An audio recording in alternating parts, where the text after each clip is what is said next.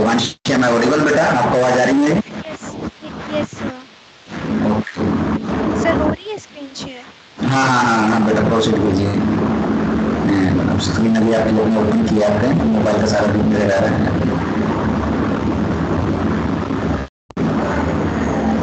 Start कर. हाँ definitely you can proceed बेटा। Good morning, everyone. I'm Sakshi. I am Devanshi. Today, we are going to discuss about valence bond theory. Valence bond theory was developed by Linus Pauling. It describes bonding between metal and ligands using hybrid orbitals of the metals and electron pairs of the ligands. According to the valence bond theory, the bonding in the metal complexes arises when a filled ligand orbital containing a pair of electrons overlaps with a vacant hybrid orbital on the metal ion or atom, forming a coordinate covalent bond. The valence bond theory assumes the bonding between the metal or ion and ligands to be purely covalent.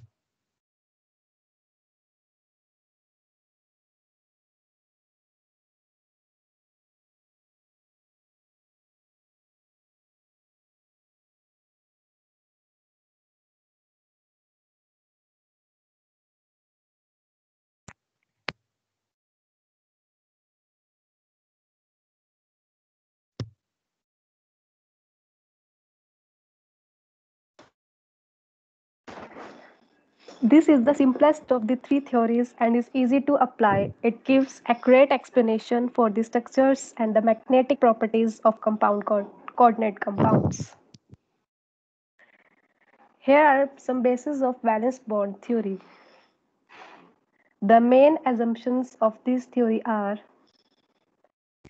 The central metal atom or ion in the complex makes available a number of empty orbitals for the formation of coordinate bonds with suitable ligands.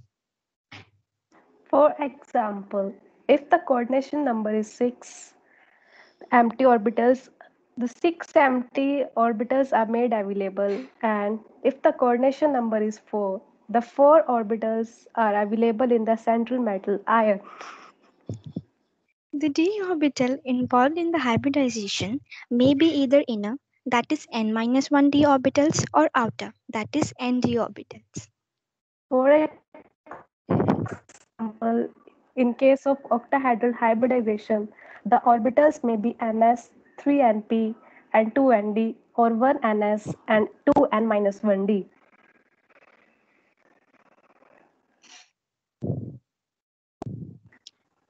Each ligand has at least one orbital containing a lone pair of electrons. The empty hybrid orbitals of metal ion overlap with the field orbitals of the ligand to form a covalent sigma bond. The bond is also called coordinate bond. In addition to a sigma bond, there is also a possibility of pi bond provided suitable orbitals available on the metal atom and the ligands.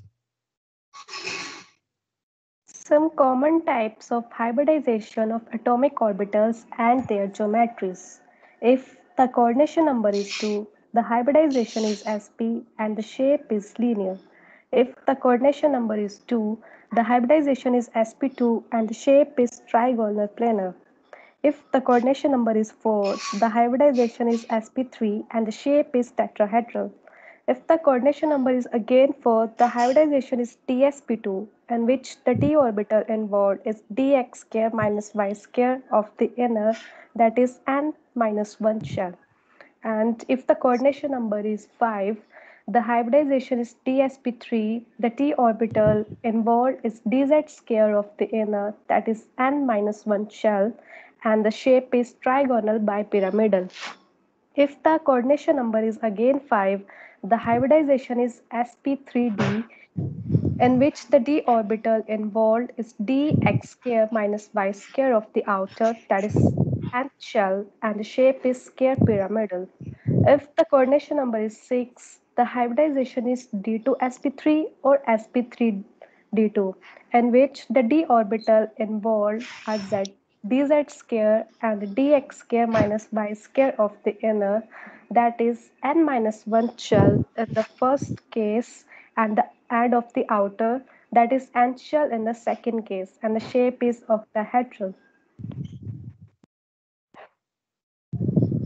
Here is some example. The first one is tetraamine nickel second ion, in which the outer electronic configuration is 3d8 4s2 and the number of unpaired electron is 2.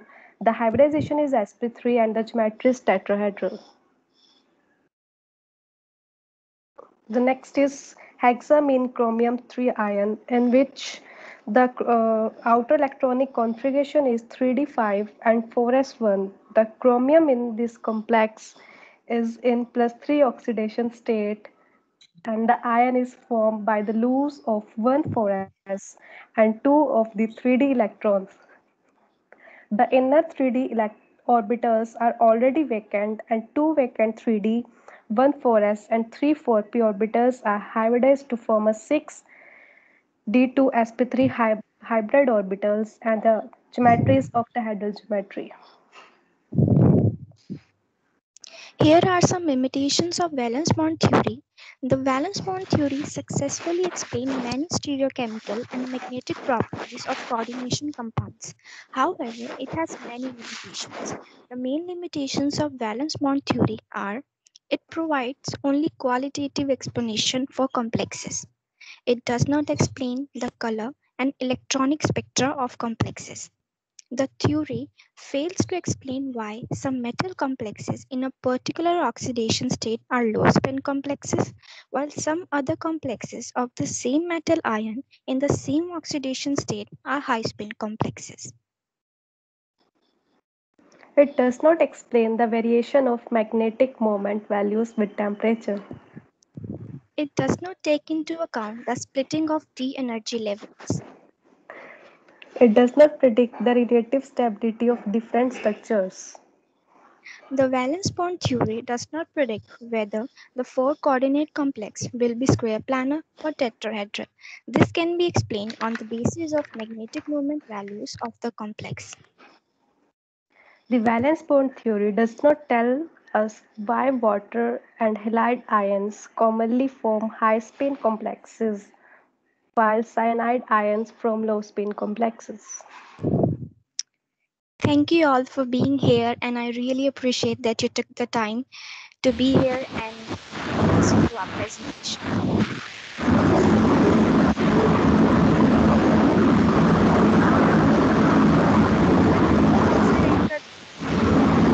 हाँ बेटा वाले thank you very much बेटा। किसी भी कोई question है बेटा किसी स्टूडेंट्स की?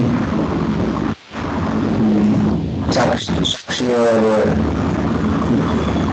बेटा आप लोग कुछ क्वेश्चन कीजिए, मतलब आप लोगों ने पढ़े हैं आर्टिकल, एक दो क्वेश्चन पूछेंगे तो देखिए उससे सबसे बड़ी चीज है क्वालिटी ऑफ जिंदगी लगती है। इन लोगों को भी लगता है जो प्रेजेंटेशन की भाई हमसे कुछ पूछ रहे हैं, और ये बेटा टॉपिक पढ़ के आए हैं पूरी तैयारी के साथ आए हैं।